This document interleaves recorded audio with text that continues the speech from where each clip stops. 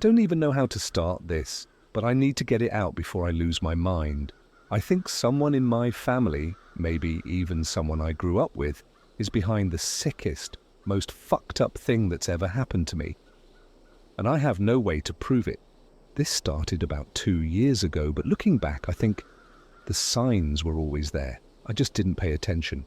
It started with something small. I'd get weird emails from burner accounts, no subject, no body, just a link.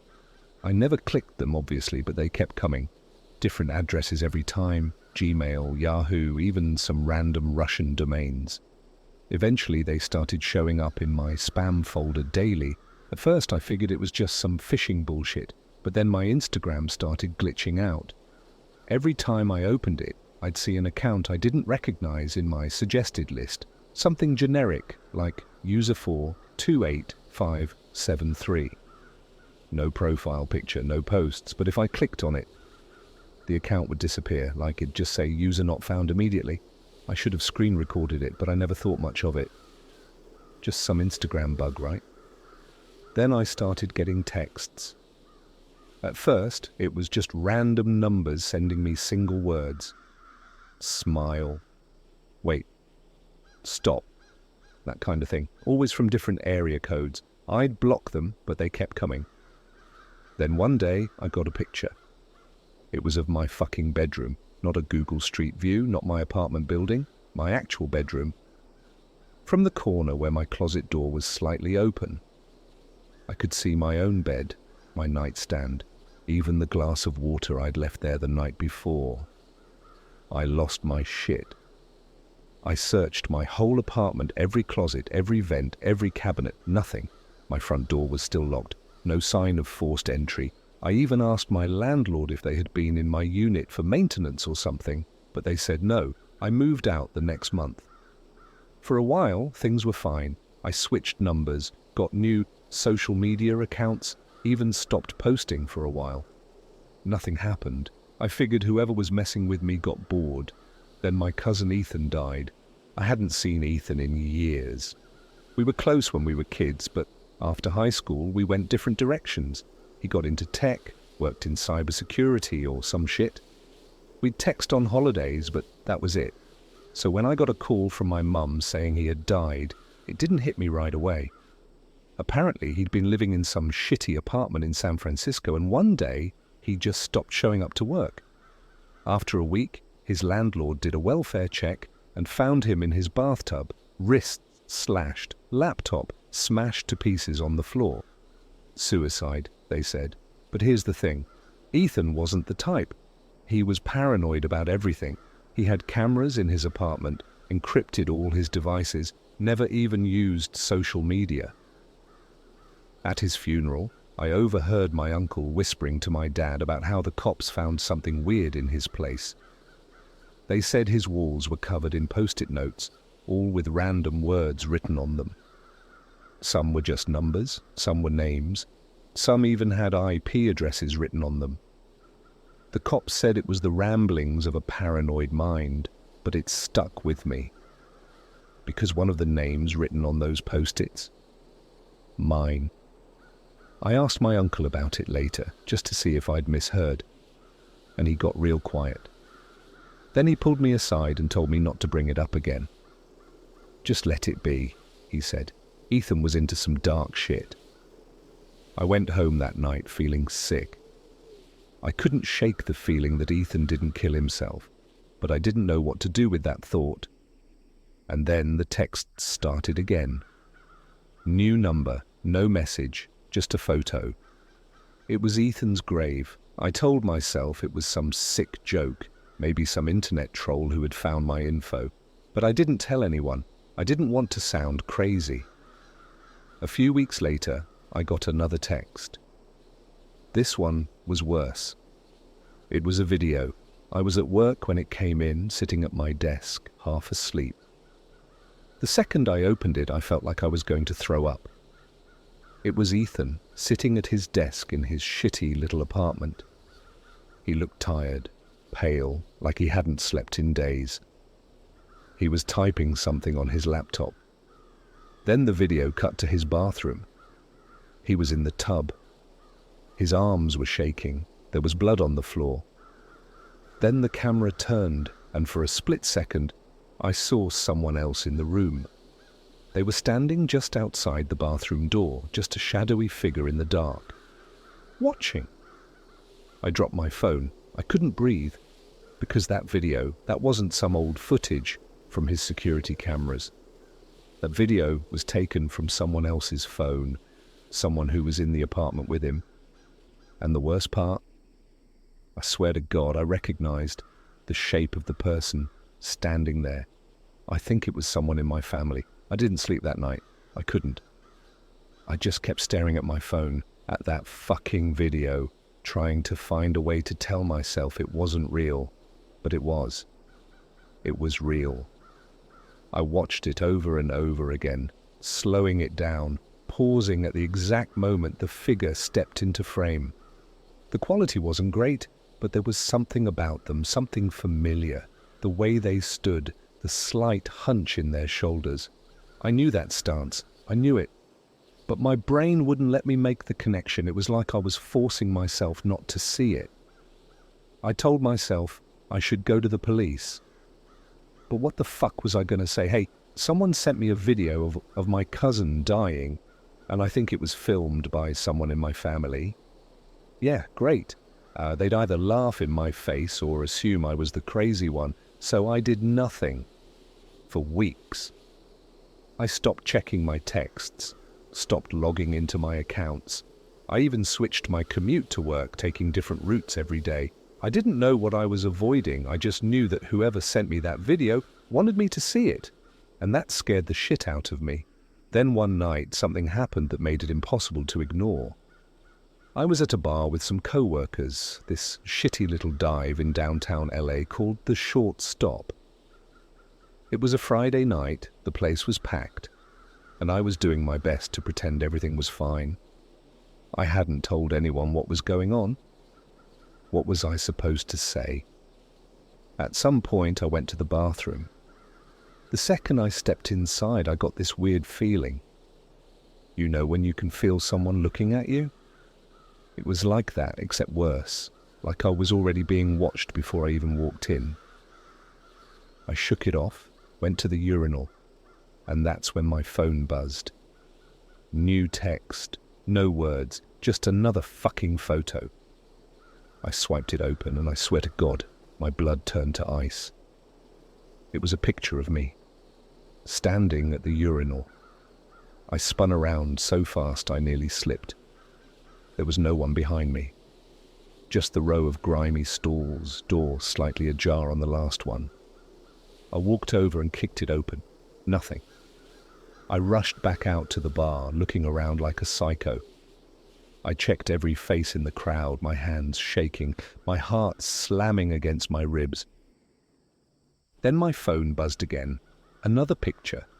This one was of my co-workers, the people I was there with, sitting at our booth, laughing, drinking, completely unaware that someone had just taken a photo of them. From inside the fucking bar, I left without saying anything. I just walked out, got in my car, and drove. I didn't even know where I was going. I just knew I had to get the fuck away from there.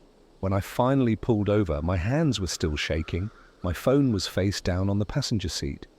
I didn't want to look at it, but I knew I had to. I grabbed it and opened the messages. New text. This time, there were words. You see me yet? I swear to fucking God, I almost threw up right there in my car. I turned off my phone, drove home, and sat in my apartment in the dark for hours, clutching a kitchen knife like an idiot. I barely slept. When I did, I had nightmares. Ethan in his bathtub, blood on the tiles, his lips moving but no sound coming out. And behind him that shadowy figure, always watching, always standing just close enough to be seen. I woke up drenched in sweat, feeling like my chest was about to explode. I needed answers, so I did something stupid.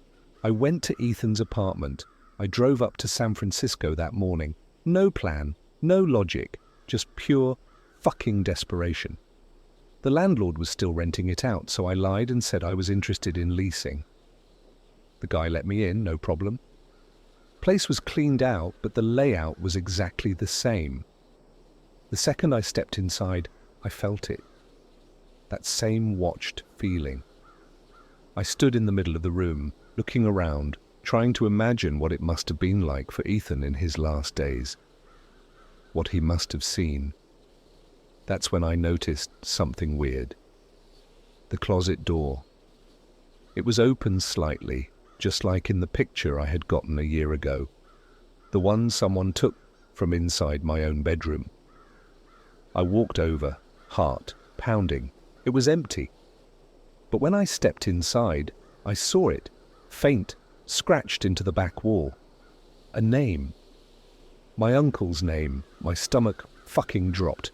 I took a picture of it, then got the fuck out of there. I sat in my car, staring at my phone, my brain spiraling. Ethan must have known. He must have figured something out before he died. But what? And why the fuck was my uncle's name scratched into his closet? I thought about the video. The way the figure stood. The hunch in the shoulders. I thought about every family gathering. The way my uncle always avoided my eye. The way he'd sit at the corner of the room, barely talking. The way he always had his laptop with him. And I thought about the post-it notes, my name, my uncle's name, the random numbers, IP addresses. I opened my laptop and started digging. I didn't even know what I was looking for, but I knew Ethan was paranoid as fuck about cybersecurity. If he was tracking something, he had to have left a trail. And holy fuck, he did. Because Ethan's last search history before he died, it was a list of usernames, all dark web forum handles. And right at the top, highlighted in red, was one I recognized immediately. It was the username from one of the emails that had been sending me those burner links 2 years ago, and my stomach fucking dropped again, because that username? It was my uncle's old AOL screen name, the same one he had been using since we were kids. I spent the next 3 days spiraling. I barely ate, barely slept. I just kept going over everything, Ethan's death, the texts, the dark web accounts, and my uncle. I tried telling myself it was a coincidence. Maybe Ethan was wrong, maybe I was wrong, but deep down I knew I wasn't. I knew my uncle was involved in something fucked up, but I had no proof. So I did the only thing I could think of. I went digging. The problem was, I didn't know shit about the dark web. I knew it existed. I knew people bought drugs and hitmen and God knows what on it, but actually accessing it? No clue. So I did what any idiot would do. I watched a few YouTube videos, downloaded Tor, and just went for it. Right away, I knew I was in over my head. The first few pages I found were just forums, mostly people talking about security and hacking. I kept searching, clicking deeper, until I found something that made my skin crawl. A forum. No name, no logo, just a plain black background with white text. It was called Watchers Only. I don't know why, but the second I saw that title, I felt sick. It reminded me of something Ethan once said when we were kids. There are people who do bad things, and then there are people who just watch. I clicked in. Most of the posts were cryptic. Threads titled, New Uploads, February 17th. Who wants in? Zrenia myslili si poslední stream. I had no idea what any of it meant until I saw a pinned thread at the top. It just said, Rules. I clicked, and there were only 3. Do not ask for personal info, do not interfere, do not be seen. That last one gave me chills. I scrolled through the threads, my stomach twisting. Most of them were locked, requiring some kind of access code. But there was one that was open. Public feeds. I clicked, half expecting some stupid webcam hacks. But what I saw was worse, way worse. It was a list of live streams, dozens of them. Some had titles, others were just random strings of numbers. And next to each one was a tiny red dot, live. I clicked one at random. It opened a grainy black and white feed of a bedroom. Nothing happened for a few seconds. Then a girl walked in, maybe early 20s. She sat on her bed, scrolling on her phone, completely unaware that someone was watching her. I clicked out so fast I nearly slammed my laptop shut. My hands were shaking. These weren't security cams, they weren't street cameras. These were hidden cameras inside people's fucking homes. I stared at the list again, my heart hammering. Then my eyes landed on a stream near the top. It didn't have a title, just a string of numbers, but something about it looked familiar. I clicked. The feed loaded. It was dark. For a second, I thought the camera was broken. Then, as my eyes adjusted, I saw it. A bedroom.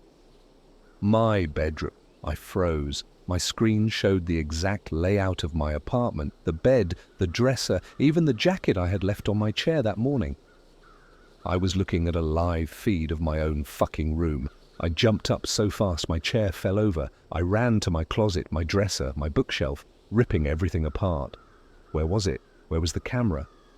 Then I saw it, a tiny black dot on the spine of one of my books, a book I didn't fucking own. My stomach lurched. I grabbed it, flipped it over. There was a tiny hole drilled through the cover. I ripped it open. Inside was a camera.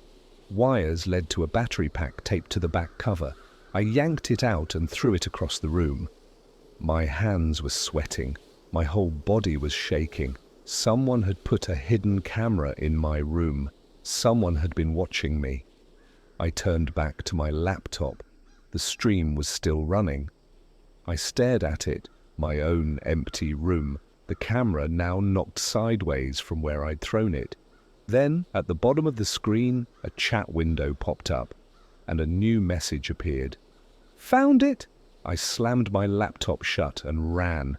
I didn't even grab my jacket. I just grabbed my keys and bolted out the door, heart hammering, lungs burning. I got into my car and locked the doors, gasping for breath. New text. I didn't want to look. I didn't want to, but I did. It was an address. I recognized it immediately. It was my uncle's house.